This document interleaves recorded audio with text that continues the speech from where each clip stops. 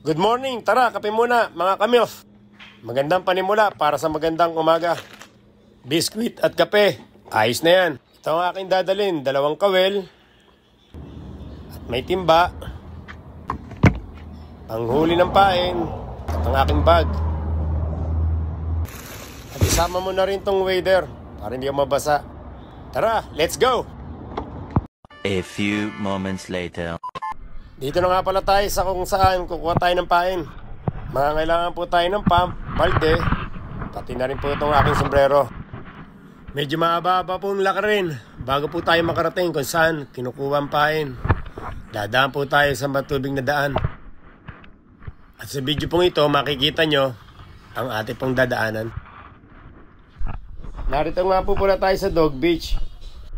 Buti pa ang aso, may sariling beach. Gago! Ito nga po palang sinasabi kong daan na maputik.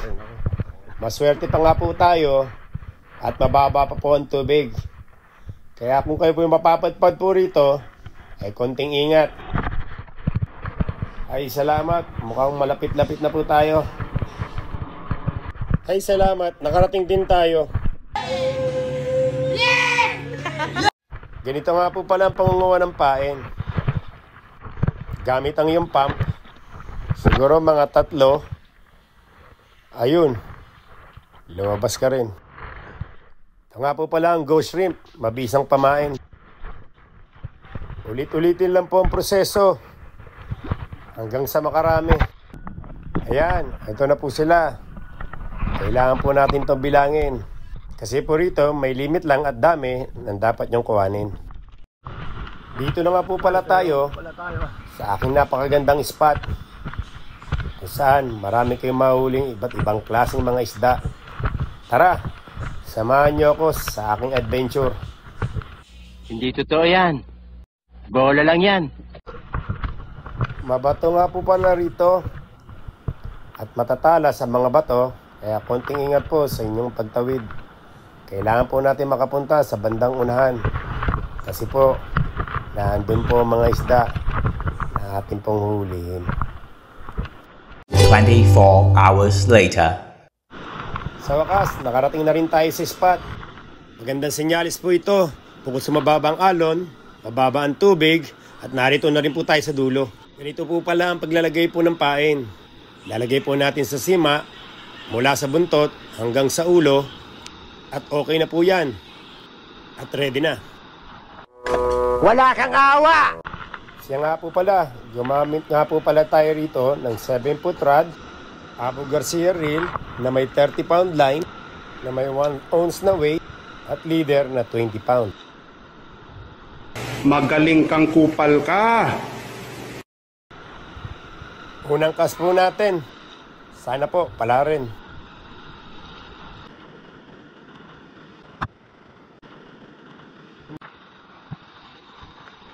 A few moments later.